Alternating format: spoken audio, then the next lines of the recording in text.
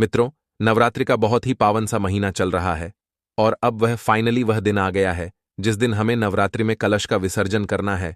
बहुत ज्यादा लोग के मैसेज आए थे कि भैया हम अपने घर पे कैसे नवरात्रि का विसर्जन कर सकते हैं। जो हमने कलश रखा था उसमें जो ज्वार उग आए हैं उन हम ज्वार का क्या करें। जो कलश के ऊपर नारियल हमने रखा था, आपने बताया था उस नारियल को हम तोड़े या ना तोड़ इसकी बात भी करेंगे। साथ ही साथ माता की जो चौकी हमने रखी थी, माता को विराजमान किया था, बिठाया था उस चौकी का, हम क्या करें। चावल के ऊपर ही तो आपने कलश को रखा था, उस चावल का क्या करें। और जो आपने नौमी तिथि को हवन किया उस राह को क्या करना है। साथ ही साथ माता को जो श्रृंगार की सामग्री समर्पित की थी उसे आपको क्या करना है। तो इसी सभी सवालों के जवाब आपको इस पूरी वीडियो में मिलेंगे। बहुत ही ध्यान से इन सभी चीजों को सुनिए और करने की कोशिश भी करेंगे, ठीक है ना। देखो, सबसे पहले तो मैं आपको एक छोटी सी बात ये बता दूं कि आपके दिमाग में ये होगा कि भैया हम लोग कलश का विसर्जन कब करें, 11 तारीख को करें या 12 तारीख को करें, ठीक है ना। इसके भी अपने नियम है। मैंने आपको बताया था कल की वीडियो में कि जो हमारे यहां इस बार अष्टमी तिथि माना जो व्रत रह जाएगा मित्रों, वो 11 तारीख को होगा। लेकिन एक चीज का और ध्यान रखना है, भले ही व्रत 11 तारीख को रहा जाएगा लेकिन 11 तारीख को ही दोपहर में 12:30 पर नौवीं तिथि लग जा रही है और हमें नौवीं तिथि के दिन हवन का महत्व होता है। इसीलिए आप किसी भी ब्राह्मण देवता, किसी भी पंडित जी से पूछोगे, वो हमेशा यही कहेंगे कि आपको 11 तारीख को दोपहर में 12:30 के बाद में आप हवन करा सकते हो, क्योंकि 12 तारीख को 12 अक्टूबर को जो नौवीं तिथि है, हवन का जो टाइमिंग है वो खत्म हो जाएगा। कब? दोपहर में 6:30 12 बजे। तो इस चीज का विशेष ध्यान दीजिएगा कि जो आप हवन कराएंगे वो नौवीं तिथि के बीच में कराएंगे। आपको 11 तारीख को दोपहर के 12:30 से लेकर के और 12 तारीख को दोपहर के 12:30 12:30 के बीच में आप हवन करा है ना। कुछ लोग कहेंगे पूरे दिन नवमी, ऐसा कुछ नहीं होता है ना। हमारे हिंदू धर्म में, सनातन धर्म में जो तिथि सूर्योदय के समय होती है वो तिथि मानी जाती है। इस चीज का ध्यान रखिएगा। और नवमी तिथि को हवन का ही महत्व है, व्रत का महत्व नवमी को नहीं होता है ना। अब यहां पे आपको समझ में आ गया कि आपको हवन कब करना है। अब यहां पे जो सबसे बड़ा डाउट आप लोग को है और उसी की बात हम लोग करने वाले हैं, जो कलश की स्थापना आपने अपने घर में कर रखी है। एक एक चीज को आपको बताऊंगा। सबसे पहले बताने जा रहे हैं कि जो ज्वार है ना, सर आपने अपने घर में जो कलश रखा होगा, स्थापना करी है, उस कलश में जो जौ उगाए हैं ना, जो ज्वार होते हैं ना, ऐसे ऐसे करके उगाते हैं। सबसे पहले समझो कि उनका मतलब क्या होता है।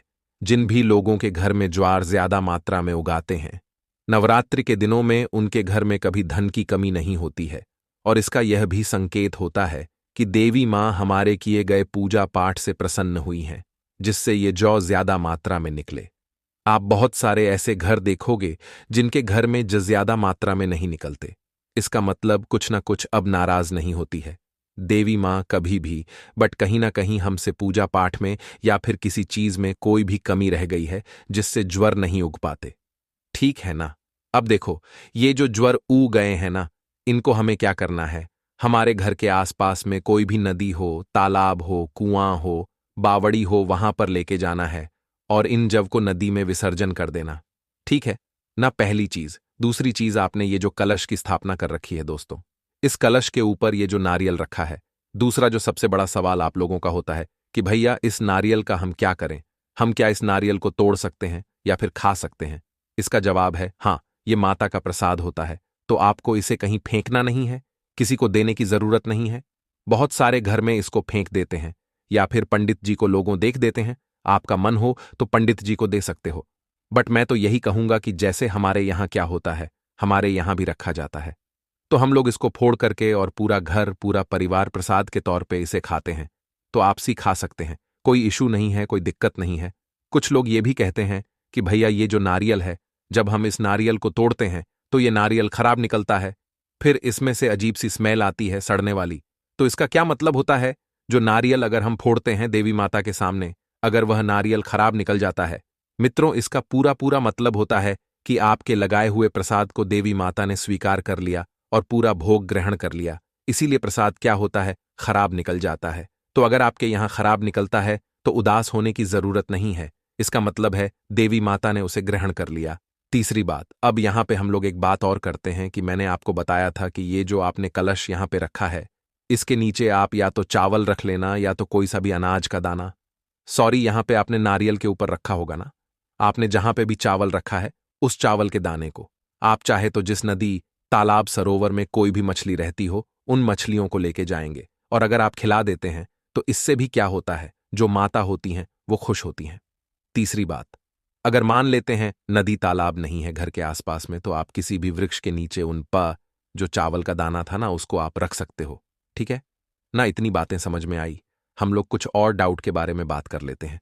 मैंने ज्वार को बता दिया और कलश के नारियल को बता दिया है। साथ ही साथ अब बात करने जा रहे हैं कि माता की जो चौकी होगी ना, जैसे देवी माता को आपके घर में फोटो होगी, मूर्ति होगी, कहीं पे तो रखा होगा। माता को कि ऐसे ही छोड़ दिया था, कहीं पे तो रखा होगा। तो जिस चौकी पे देवी माता को रखा था, सबसे पहले माता को हल्का सा उठा करके अपने घर में रख लेना। उसके बाद में जो चौकी के ऊपर आपने चुनरी बिछाई थी या लाल कपड़ा बिछाया था, उसको आपको उठा करके और वॉश करके धुल करके अपने घर में संभाल के रख देना। और ये जो चौकी थी, इस चौकी को भी धुल करके आप अपने घर में पूजा पाठ वाले स्थान पे उस परे बैठना मत। कोई लोग कि नहीं अब चौकी है, पीड़ा है तो बैठ जाए, उसको संभाल के रखना। और जब जब नवरात्रि पड़े, कलश का स्थापना करनी हो तो उसी चौकी का इस्तेमाल किया करो। ठीक है ना। चौकी वगैरह को दान नहीं करते हैं। तो मैंने माता की चौकी बता दिया, चावल की बात भी हमने कर ली है। साथ ही साथ एक जो सबसे बड़ी बात है ना उसकी, कि भैया जो हवन हैगी, हम लोग नवमी तिथि के दिन जो हम लोग हवन करेंगे उस हवन को हम लोग करेंगे। क्या देखो यहां पे हवन की फोटो में लगाना तो भूल गया, बट ऐसे बनाने की बना के मैं दिखाने की कोशिश कर रहा हूं। देखो, जब भी नौमी तिथि को कुछ लोग मनवमी बोलते हैं, कुछ लोग महानवमी बोलते हैं, आप जो कुछ भी बोल लो, जब आप इस हवन में कर लो, मतलब हवन कर लो किसी पंडित जी के द्वारा या फिर खुद से ही बहुत लोग करते हैं मित्रों। और हवन जब ठंडा हो जाए, बिल्कुल एकदम ठंडा सा हो जाए, उसकी राख को उठा करके अपने घर के प्रत्येक कोने में थोड़ा थोड़ा करके डाल देना। इससे क्या होता है, हमारे घर में जो बीमारियां आती हैं वो बीमारियां खत्म होती हैं। और जिस भी कारण से हमारी फैमिली में लोग बहुत अशांति के तरीके से रहते हैं, हमारे घर में लोग अच्छे ढंग से रहने लगते हैं। घर में सुख शांति समृद्धि प्रदान होती है। ठीक है ना। तो कुछ लोग हवन की राग को भी ले जाकर पूरा विसर्जन करते हैं। पूरा नहीं करना, विसर्जन तो हवन की राग को करना ही करना चाहिए, बट आपको पूरा नहीं करना है। थोड़ा सा कलर, थोड़ा सा हवन को घर में छींट भी देना। ठीक है ना। इतनी चीजें समझ में आ गई हैं मित्रों। एक जो सबसे बड़ी बात है वो यह है कि जो श्रृंगार का सामान हमने देवी माता को समर्पित किया था या फिर चढ़ाया था, उस श्रृंगार के सामान को हम क्या करेंगे। आपके घर के आसपास कोई मंदिर हो, उस मंदिर में आप जाना, और कोई भी अगर आपको पंडित जी दिखाई दें तो श्रृंगार के सामान का दान ही सबसे बड़ा दान माना जाता है। इस चीज को पता होना चाहिए। आपको जो श्रृंगार का सामान देवी माता को हमने समर्पित किया है, आपको वही श्रृंगार का सामान किसी भी पंडित जी को अगर आप दान करते हैं तो इससे आपके घर में सुख शांति और समृद्धि आती है। ठीक है ना। तो इस काम को करेंगे। अब इतनी सारी चीजें तो आपने कर ली, और आपको यह भी समझ में आ गया होगा कि जो विसर्जन हमें करना होगा, ज्वार को कैसे करना है, कलश कैसे करना, चौकी कैसे करना, ये सब कुछ एक जो सबसे बड़ा है कि भैया विसर्जन करें। हम कब, इसकी तो बात बता दो। विसर्जन ज्यादातर 10वीं तिथि को किया जाता है, क्योंकि 9वीं तिथि तक क्या होता है, हम लोग व्रत ही रहते हैं। तो जिस दिन तक हम लोग व्रत रहते हैं उस दिन विसर्जन नहीं करते हैं दोस्तों। अगले दिन 10वीं तिथि के दिन, जिसको हम लोग विजयदशमी भी बोलते हैं, कुछ लोग उस दिन आपको विसर्जन करना चाहिए। ठीक है ना। बाकी अगर आपने सिर्फ पहले दिन व्रत रखा है और आपने सिर्फ अष्टमी तिथि को व्रत रखा है तो आप 9वीं को आप अपना पारण कर सकते हैं, कोई इशू नहीं है। लेकिन अगर आप पूरा पहले दिन से लेकर के और पूरे 9 दिन तक आप व्रत हैं तो ना तो पारण आपको फिर 9वीं तिथि को नहीं करना चाहिए। कब करना चाहिए, आपको 10वीं तिथि के दिन पारण करना चाहिए। हर एक चीज का नियम है, तरीका है, चीजों को ध्यान रखिएगा। ठीक है ना। चलो अब एक बात और बता देते हैं। जैसे कुछ लोग ये भी कहेंगे, भैया कलश के अंदर हम लोगों ने सिक्का डाल रखा था और हम लोगों ने जो हल्दी होती है उसको डाल रखा था, सिक्के को उठा करके अपने घर की तिजोरी में अलमारी में रख देना, जहां पे रुपए पैसे रखते हो। और ये जो आपने यहां पे नारियल, सॉरी, ये क्या है? हल्दी हल्दी की जो गांठ मैंने आपको बताई थी डालने के लिए। साथ ही साथ सुपारी भी आप लोगों ने अगर डाल रखा होगा उसे उठाना। किसी भी पीपल वृक्ष के नीचे वटकेश्वर महादेव, पीपल पेड़ के नीचे वटवट पेड़ के नीचे नहीं जाना। पीपल पेड़ के नीचे वटकेश्वर महादेव के नाम से इसे छोड़ करके चले आना। कभी घर में अनाज की कमी नहीं हो सकती, कभी फैमिली में आपके कोई उदास नहीं होगा, पूरा परिवार आपका खुश रहेगा। बाकी मैंने कोशिश की।